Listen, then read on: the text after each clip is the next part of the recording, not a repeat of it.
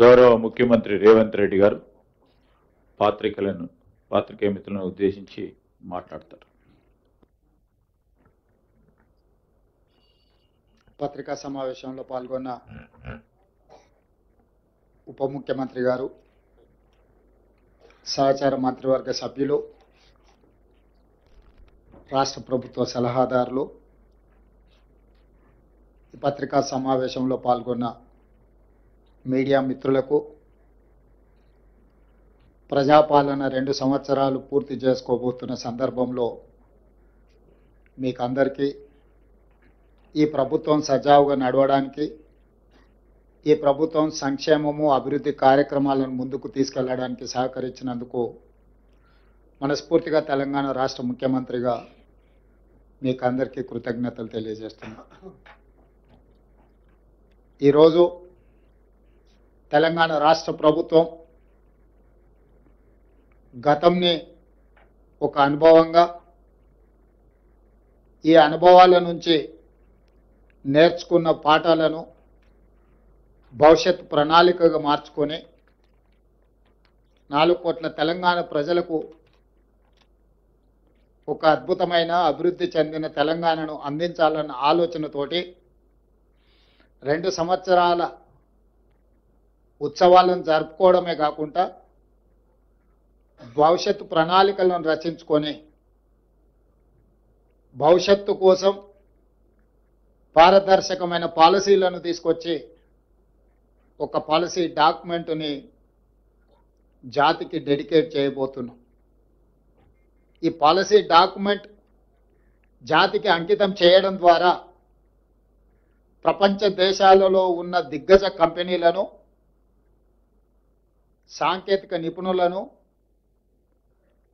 మన దగ్గర ఉన్న యువ సంపదకు ఉద్యోగ ఉపాధి అవకాశాలు కల్పించడానికి, తద్వారా రాష్ట్ర ఆర్థిక రంగంలో బలమైన ఆర్థిక రాష్ట్రంగా నిలదొక్కుకోవడానికి, తద్వారా ప్రజలకు ఇచ్చిన ప్రతి మాట సంక్షేమ పథకాలు అమలు చేయడానికి ఈరోజు మనము ఒక విజన్ డాక్యుమెంట్ని తయారు చేసుకున్నాం.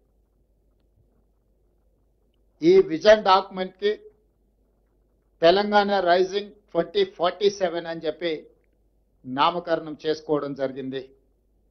ఈ తెలంగాణ రైజింగ్లో 2 ప్రధానమైన అంశాలు ఉంటాయి.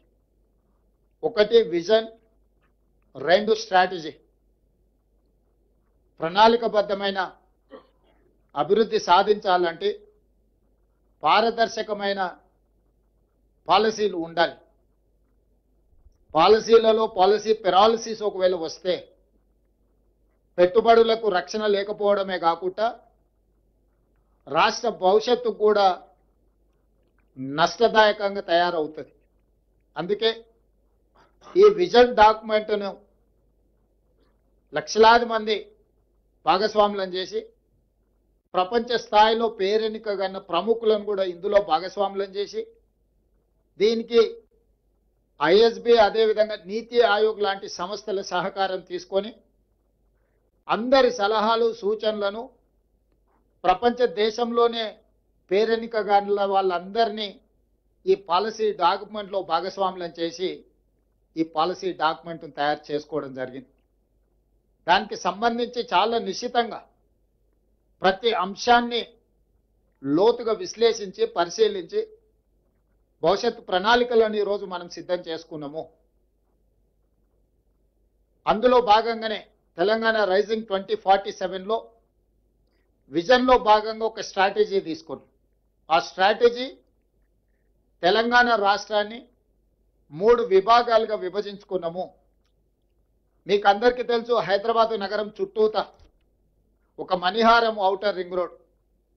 ఆనాడు కాంగ్రెస్ పార్టీ అధికారంలో ఉన్నప్పుడు యూపీఏ చైర్పర్సన్గా శ్రీమతి సోనియా గాంధీ గారు బాధ్యత నిర్వహించినప్పుడు, డాక్టర్ వైఎస్ రాజశేఖర రెడ్డి గారు ముఖ్యమంత్రిగా ఉన్నప్పుడు మనం ఔటర్ రింగ్ రోడ్ని నిర్మించుకోవడమే కాకుండా అంతర్జాతీయ ఎయిర్పోర్ట్ను కూడా మనం ప్రారంభించుకోవడం జరిగింది.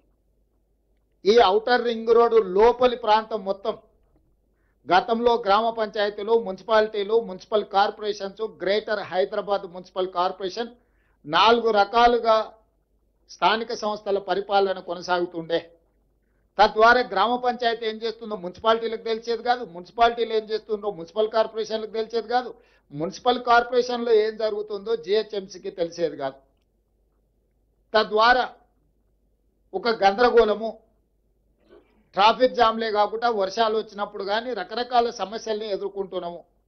అందుకోసమని ఈ ఔటర్ రింగ్ రోడ్డు లోపల భాగాన్ని మొత్తం ప్రణాళికబద్ధమైన అభివృద్ధి చేయడానికి ఈ ప్రాంతాన్ని కోర్ అర్బన్ రీజియన్ ఎకానమీ కింద మనము డిమార్కేట్ చేసుకున్నాం. This is called CURE, core urban region economy, short form లో క్యూర్. అంటే ఇక్కడ ఎన్నో సమస్యలు ఉన్నాయి.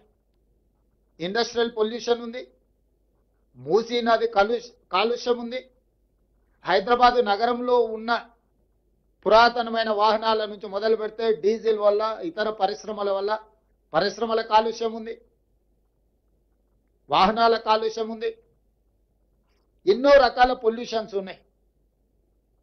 వీటిని తగ్గించడము లేకుండా చేయడము, తద్వారా ఒక నెట్ జీరో సిటీ లాగా కాలుష్య రహిత నగరంగా మార్చాలి అని అంటే దీన్ని క్యూర్ చేయాల్సిందే. ఈరోజు ఢిల్లీ, ముంబై, చెన్నై, బెంగళూరు నగరాలను మనం చూస్తున్నాం. ఒక దగ్గర కాలుష్యం ఎక్కువ, ఒక దగ్గర వరదలు ఎక్కువ, ఇంకొక దగ్గర ట్రాఫిక్ ఎక్కువ, ఇంకొక దగ్గర శాంతి భద్రత లేకపోవడం, ఇట్లా రకరకాల సమస్యలతోనే ఆయా మెట్రోపాలిటన్ నగరాలు ఈరోజు ఒక క్రైసిస్ని ఎదుర్కొంటున్నాయి, ఒక సంక్షోభాన్ని ఎదుర్కొంటున్నాయి. వీటన్నిటి దృష్టిలో కోర్ అర్బన్ రీజియన్లో ఒక పారదర్శకమైన నిర్ణయాల ద్వారా భవిష్యత్తులో ఇలాంటి సంక్షోభాన్ని నివారించడానికి, కాలుష్యాన్ని తొలగించడానికి, ప్రణాళికబద్ధమైన అభివృద్ధిని చేయడానికి ఈరోజు కోర్ అర్బన్ రీజియన్ మొత్తాన్ని 2170 స్క్వేర్ కిలోమీటర్ల ప్రాంతాన్ని సర్వీస్ సెక్టర్ కింద మారుస్తున్నాం. ఈ ప్రాంతంలో ఉండే జీసీసీలు కావచ్చు, ఐటీ కంపెనీలు కావచ్చు, ఇతర ప్రభుత్వ రంగ సంస్థలు కావచ్చు, ప్రైవేట్ రంగ సంస్థలు కావచ్చు, కాలుష్యాన్ని వెదజల్లే పరిశ్రమలన్నిటిని కూడా బయటికి తరలించడం ద్వారా, చెరువులను, కుంటలను, నాలాలను ప్రక్షాళన చేయడం ద్వారా, అత్యధిక వర్షం వచ్చినప్పుడు రోడ్ల మీద, కాలనీలలో నీటి వరదల సమస్యల్ని తగ్గించడానికి ఈ కోర్ అర్బన్ రీజియన్ని ఒక యూనిట్గా ట్రీట్ చేస్తున్నాం. దీంట్లో అభివృద్ధిలో భాగంగా మెట్రో రైలు విస్తరణ కావచ్చు, మూసీ రివర్ డెవలప్మెంట్ కావచ్చు, ఫ్లైఓవర్స్ కావచ్చు, రోడ్ల విస్తరణ కావచ్చు, కాలుష్య పరిశ్రమలను తొలగించడం కావచ్చు, ఇట్లా అన్ని రకాల అంశాలను ఆ కోర్ అర్బన్ రీజియన్ ఎకానమీలో అభివృద్ధిలో భాగంగా అక్కడ డిఫైన్ చేసి కోర్ అర్బన్ రీజియన్ని మనము ఈరోజు ఒక ప్రణాళిక తయారు చేస్తున్నాం. అదేవిధంగా outer ring road out side కొత్తగా ఇప్పుడు రీజనల్ రింగ్ రోడ్ రాబోతుంది. సూత్రప్రాయంగా కేంద్ర ప్రభుత్వం ఆమోదించింది. రీజనల్ రింగ్ రోడ్డును మనం ఈరోజు ప్రకటించుకున్నాము. ఔటర్ రింగ్ రోడ్డు 162 కిలోమీటర్లు ఉంటే నగరం చుట్టూతా ఒక అభివృద్ధి వలయంగా, రీజనల్ రింగ్ రోడ్డు దాదాపుగా ఒక 360 కిలోమీటర్లతోని రెండవ మణిహారాన్ని తెలంగాణకు మనం ఈరోజు తయారు చేసుకుంటున్నాం. దీన్ని పెరి అర్బన్ రీజన్ ఎకానమీ కింద ఈరోజు మన పాలసీలో మనం తెచ్చుకోబోతున్నాం. పెరి అర్బన్ రీజన్ ఎకానమీ అంటే ప్యూర్. ఈ ప్రాంతంలో మ్యానుఫ్యాక్చరింగ్ జోన్, ఈ ప్రాంతంలో భారత్ ఫ్యూచర్ సిటీ ఉండొచ్చు, చందన్వెల్లి, సీతారాంపూర్ ఫార్మా కంపెనీల ఐటీ సెజ్లు ఉండొచ్చు, రేడియల్ రోడ్స్ ఉండొచ్చు, మెట్రో విస్తరణ ఉండొచ్చు, ఇతర రాష్ట్రాల నుంచి, ఇతర దేశాల నుంచి రావడానికి అవసరమైన ప్రణాళికల్ని ఈరోజు ఈ పెరి అర్బన్ రీజియన్ ఎకానమీలో భాగస్వాములను చేస్తున్నాము. దీన్ని షార్ట్ ఫామ్ లో ప్యూర్ అని మనం పిలుచుకోదలుచుకున్నాం. ఈ ప్యూర్ కి Bengaluru to Hyderabad, Hyderabad to Amaravati, Amaravati to Chennai greenfield హైవేలతో పాటు బుల్లెట్ ట్రైన్లు కూడా ఈరోజు మనం కేంద్ర ప్రభుత్వాన్ని సూత్రప్రాయంగా ఒప్పింపజేయడం జరిగింది. దీంతో దూరము తగ్గుతుంది. డెడికేటెడ్ గ్రీన్ఫీల్డ్ హైవే, ఎక్స్ప్రెస్ హైవేలు వేయడం ద్వారా, బుల్లెట్ ట్రైన్ ద్వారా రవాణా సులభతరం చేస్తున్నాం. భారతదేశంలో సముద్రపు ఒడ్డు లేని రాష్ట్రం తెలంగాణ రాష్ట్రం. ఒకప్పుడు నిజాం ప్రభుత్వంలో మచిలీపట్నం పోర్టు కూడా మన దగ్గర ఉండేది నిజాం రాజ్యం ఉన్నప్పుడు. ఈరోజు మనం మచిలీపట్నం పోర్టు కూడా ఈరోజు కనెక్టివిటీ డెవలప్ చేస్తున్నాం. తద్వారా ఈ మ్యానుఫ్యాక్చరింగ్ జోన్లో సొంత దేశాలే కాకుండా విదేశాల నుంచి కూడా పెట్టుబడులను ఆకర్షించడం ద్వారా ఈరోజు అభివృద్ధి ప్రణాళికలు సిద్ధం చేస్తున్నాము. ఇవాళ తెలంగాణ రాష్ట్రంలో ఒకే ఒక ఎయిర్పోర్ట్ ఉంది. ఇంకా ఎయిర్పోర్ట్లు రావాల్సిన అవసరం ఉంది. పారిశ్రామికవేత్తలు అడుగుతున్నారు. అందుకే వరంగల్లో ఒక అంతర్జాతీయ స్థాయి ఎయిర్పోర్టు నిర్మిస్తున్నాం. ఆదిలాబాద్లో ఎయిర్పోర్ట్ నిర్మించాలనుకుంటున్నాం. భద్రాద్రి కొత్తగూడెంలో ఎయిర్పోర్ట్ నిర్మించాలనుకుంటున్నాం. రామగుండంలో ఇంకొక ఎయిర్పోర్ట్. అంటే రాబోయే రోజుల్లో తెలంగాణ రాష్ట్రానికి అదనంగా 4 కొత్తగా ఎయిర్పోర్టులు మనం తెస్తున్నాము. ఏ రాష్ట్రమైన అభివృద్ధి చెందాలి అంటే ఆ రాష్ట్రానికి సులభతరమైన రవాణా వెసులుబాటు ఉండాలి. దానికోసం ఇతర రాష్ట్రాల నుంచి గ్రీన్ఫీల్డ్ ఎక్స్ప్రెస్ హైవేలు నిర్మిస్తున్నాం. ఇతర రాష్ట్రాల నుంచి బుల్లెట్ ట్రైన్లను నిర్మిస్తున్నాం. ఇతర దేశాల నుంచి ఉత్పత్తి చేసిన వస్తువులను తెచ్చుకోవాలన్నా, మన రాష్ట్రంలో ఉత్పత్తి చేసిన వస్తువులను ఇతర దేశాలకు తరలించాలన్నా సముద్రం ఉండాలి. కార్ల పరిశ్రమ రావాలంటే, తయారు చేసిన కార్లు ఇతర దేశాలకు తరలించాలంటే సముద్రం ద్వారానే తరలించగలరు. మనకు ఆ సముద్రము లేకపోవడం వల్ల ఈరోజు మనము హైదరాబాద్ నుంచి మచిలీపట్నానికి dedicated green field express highway Andhra Pradesh ముఖ్యమంత్రి గారితో మాట్లాడడం జరిగింది. దేశ ప్రధానమంత్రి గారితో మాట్లాడడం జరిగింది. ప్రాథమికంగా మేము అందరం కూడా ఒక ఆలోచనకు, ఒక అంగీకారానికి వచ్చినాం. Highway connectivity, port connectivity, airports connectivity ద్వారా ఈ పెరి అర్బన్లో వచ్చే మ్యానుఫ్యాక్చరింగ్ జోన్లో పరిశ్రమలను ఆకర్షించడమే కాకుండా పెట్టుబడులను తీసుకొచ్చి ఈ పెట్టుబడుల ద్వారా, పరిశ్రమల ద్వారా నిరుద్యోగ యువకులకు ఉద్యోగ ఉపాధి అవకాశాలు కల్పించి తెలంగాణ రాష్ట్ర ఆర్థిక వ్యవస్థను ఒక బలమైన వ్యవస్థగా తీర్చిదిద్దడానికి ఈరోజు పెరి అర్బన్ రీజన్ ఎకానమీని మనం ప్రణాళికబద్ధంగా చేసుకున్నాం. ఇక మూడవది regional ring road outside Telangana border, rural agricultural reason economy. అంటే ఏ రాష్ట్రంలో, ఏ దేశంలో కూడా వ్యవసాయ ఆధారిత ప్రణాళికలు చాలా తక్కువగా ఉన్నాయి. గతంలో ఏ విజన్, ఏ పాలసీ డాక్యుమెంట్ చేసినా అర్బన్ బేస్డ్ పాలసీ తీసుకొచ్చేది. ఇప్పుడు మేము వ్యవసాయాన్ని, గ్రామీణ ప్రాంతాలను, వ్యవసాయ ఆధారిత ఉత్పత్తులను నిర్లక్ష్యం చేయదలుచుకోలేదు.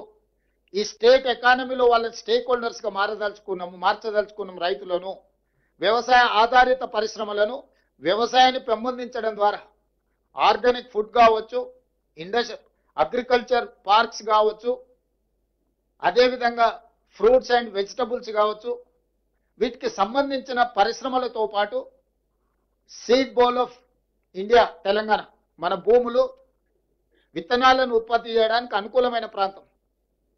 మన భూములు మంచి కూరగాయలు, పండ్లు, ఫలాలు పండించడానికి, చాలా సేంద్రియ వ్యవసాయానికి చాలా ఉపయోగపడే భూములు. అందుకే regional ring road outside Telangana border వరకు రూరల్ అగ్రికల్చర్ రీజన్ ఎకానమీ కింద దిస్ ఈజ్ కాల్డ్ రేర్, ఒక రేర్ పాలసీని మనం తీసుకొస్తున్నాం. మీకు తెలంగాణ ముఖ చిత్రాన్ని చూస్తే క్యూర్, ప్యూర్, రేర్. క్యూర్ అంటే core urban region economy, pure అంటే peri urban region economy, rare అంటే రూరల్ అగ్రి రీజన్ ఎకానమీ. ఈ 3 రకాల వ్యవస్థలను, ప్రణాళికల్ని, ఈ అంశాలకు సంబంధించిన వాటి అన్నిటిని కూడా పొందుపరిచి, క్రోడీకరించి తెలంగాణ రైజింగ్ 2047 ఒక విజన్ డాక్యుమెంట్ను తీసుకొస్తున్నాము. ఆ విజన్ డాక్యుమెంట్లో కోర్ అర్బన్లో ఏం చేయబోతున్నాం, ఏమేమి తీసుకొస్తున్నాం, ఇన్ డీటెయిల్ రిపోర్ట్ ఉంటుంది. పెరి అర్బన్లో ఏమేం చేయబోతున్నాం, మ్యానుఫ్యాక్చరింగ్ సైడ్ డీటెయిల్ రిపోర్ట్ ఉంటుంది. రూరల్ ఎకానమీలో, అగ్రికల్చర్లో ఏం చేయబోతున్నాం ఆ పాలసీ డాక్యుమెంట్లో ఉంటుంది. సో తద్వారా ప్రతి ఒక్కరిని, మహిళలు కావచ్చు, రైతులు కావచ్చు, యువత కావచ్చు, వివిధ సామాజిక వర్గాలకు సంబంధించిన ప్రజలందరినీ దృష్టిలో పెట్టుకొని అభివృద్ధి ప్రణాళికలతో పాటు రాష్ట్ర ఆర్థిక వ్యవస్థను బలోపేతం చేసి తద్వారా వచ్చే ఆదాయాన్ని పెంచాలి, పేదలకు పంచాలి అనే ఒక విధానంతో బలమైన ఆర్థిక వ్యవస్థను పెంపొందించడం ద్వారా బలహీనంగా ఉన్న పేదలను బలోపేతం చేయాలని ఈరోజు మనకు ఫుడ్ది సమస్య లేదు, కానీ న్యూట్రిషన్ ప్రాబ్లం ఉన్నది. ఆ న్యూట్రిషన్ ఎట్లా ఇంప్రూవ్ చేయాలా, క్వాలిటీ ఫుడ్ ఎట్లా ఇవ్వాలనేది మన ప్రణాళిక. ఇప్పటి వరకు ఆనాడు పండిత్ జవహర్లాల్ నెహ్రూ గారు తీసుకొచ్చిన విధానాల వల్ల ఎడ్యుకేషన్ అండ్ ఇరిగేషన్ పాలసీస్ మొట్టమొదటి ప్రధానమంత్రిగా తీసుకురావడం వల్ల ఈ దేశంలో విద్య, అదేవిధంగా ఇరిగేషన్ ద్వారా పేదల ఆకలి తీర్చడానికి ఈరోజు సర్ప్లస్ దేశం. మనం దేశానికి అవసరమైన దానికంటే ఆహార ధాన్యాల ఉత్పత్తిలో ఎక్కువగా ఉత్పత్తి చేస్తున్నాం, కానీ ప్రజలకు ఇవ్వవలసిన అంత ఆరోగ్యవంతమైన ఫుడ్ను మనం ఇవ్వలేకపోతున్నాము. అందుకే సర్ప్లస్ ఫుడ్ ఉంది కానీ న్యూట్రిషన్ ఫుడ్ లేదు. తెలంగాణ రాష్ట్రం మొదటి రాష్ట్రంగా ప్రజలకు న్యూట్రిషన్ ఫుడ్ ఎట్లా ఇవ్వాలను ప్రణాళికలు చేస్తాం. దీని ద్వారా ఈరోజు ఎడ్యుకేషన్ అన్ని గ్రామాలకు చేరింది. తండాలలో, గూడాలలో, మారుమూల పల్లెలకు కూడా ప్రభుత్వ విద్యా వ్యవస్థ చేరుకున్నది. కానీ నాణ్యమైన విద్యత లేదు, సాంకేతికపరమైన విద్య లేదు. విద్య అందించడం అనేది ప్రాథమిక లక్ష్యం. విద్య చేరుకున్న తర్వాత నాణ్యమైన విద్యను ఇవ్వాలి, నాణ్యమైన విద్య తర్వాత సాంకేతికపరమైన విద్యను అందించాలనేది ఈరోజు మా ప్రభుత్వం యొక్క లక్ష్యం. దానికి సంబంధించి సింగిల్ టీచర్ స్కూల్స్ నుంచి చిన్న చిన్న మారుమూల తండా, గూడెం నుంచి మొదలు పెడితే మహానగరమైన హైదరాబాద్ వరకు విద్యా వ్యవస్థలో ప్రక్షాళనం తీసుకురావడమే కాకుండా అంతర్జాతీయ విద్యా సంస్థల్ని రాష్ట్రానికి రప్పించి ఒక నాలెడ్జ్ హబ్గా క్రియేట్ చేయదలుచుకున్నాం. నాలెడ్జ్ హబ్గా క్రియేట్ అయితే ఆటోమేటిక్గా పెట్టుబడులు వస్తాయి. సాంకేతిక నిపుణులు, సైంటిస్టులు ఇక్కడ అందుబాటులో ఉన్నారనుకోండి, ఆటోమేటిక్గా పరిశ్రమలు ఈ రాష్ట్రానికి రావాల్సిన పరిస్థితి వస్తుంది. పెట్టుబడులు లాభాలను వెతుక్కుంటూ వస్తాయి. పెట్టుబడికి రక్షణ ఉంటే పెట్టుబడులు వస్తాయి. పెట్టుబడులకు రక్షణ కల్పించి, పెట్టుబడులకు లాభాలను అందించి, పెట్టుబడులు పెట్టే వాళ్లకు సాంకేతిక నైపుణ్యాన్ని అందించి, వాళ్ళకు అవసరమైన సేవలను అందించడం ద్వారా ఉద్యోగ ఉపాధి అవకాశాలను కల్పించడం ద్వారా ఈ రాష్ట్రాన్ని 2034కి $1 ట్రిలియన్ ఎకానమీ, 2047 దేశము 100 స్వతంత్రం వచ్చి 100 సంవత్సరాల ఉత్సవాలు జరుపుకునే సమయానికి తెలంగాణ రాష్ట్రం $3 ట్రిలియన్ ఎకానమీని అందుకోవాలనుకుంటున్నాం. ఈ రోజు భారతదేశంలో మన జనాభా 2.5%. భారతదేశ ఆర్థిక వ్యవస్థలో 5% తెలంగాణ రాష్ట్రం నుంచి మనం అందిస్తున్నాం. కానీ భవిష్యత్తులో 10% మనం పెరగాలి. 10% పెరగడానికి అవసరమైన ప్రణాళికలను ఈరోజు మనం సిద్ధం చేస్తున్నాము. ఒక futuristic plan. Hour vision is our policy. మా యొక్క దార్శనికతనే మా భవిష్యత్ ప్రణాళికలు.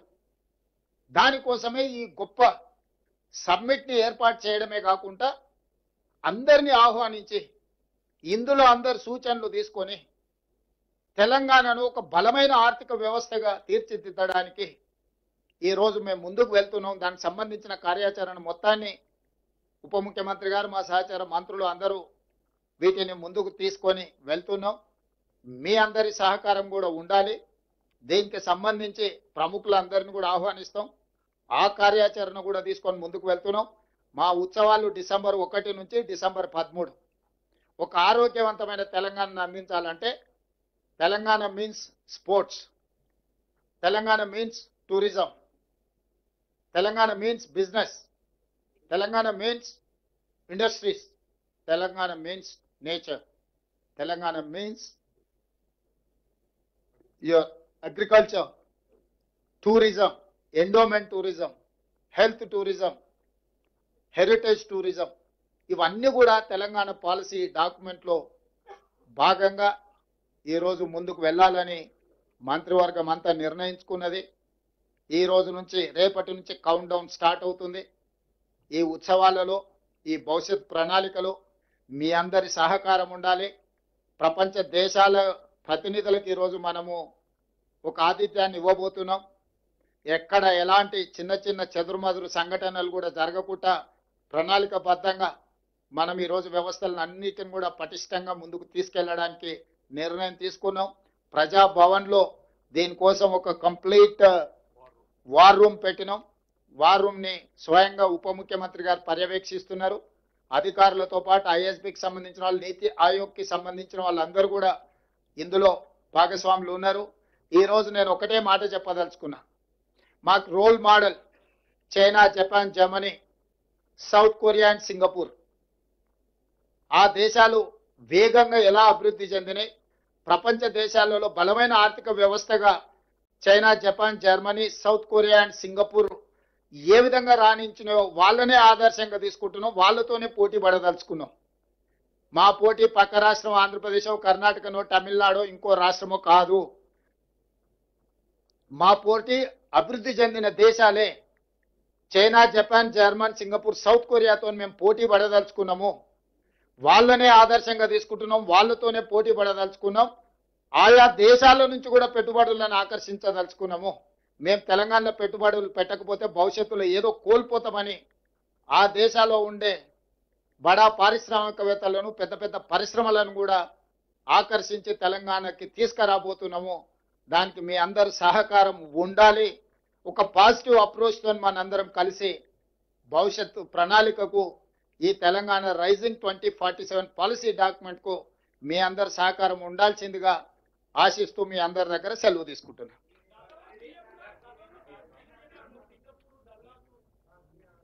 దయచేసి పాత్రికేయ మిత్రులందరికీ కూడా సమాధానం ఉంటుంది. అంతలోపల గౌరవ ముఖ్యమంత్రి గారి చేతుల మీదుగా తెలంగాణ గ్లోబల్ సమ్మిట్కు సంబంధించిన ఆహ్వానానికి సంబంధించి దాని ఆవిష్కరణ గౌరవ ముఖ్యమంత్రి రేవంత్ రెడ్డి గారి చేతుల మీదుగా జరుగుతుంది.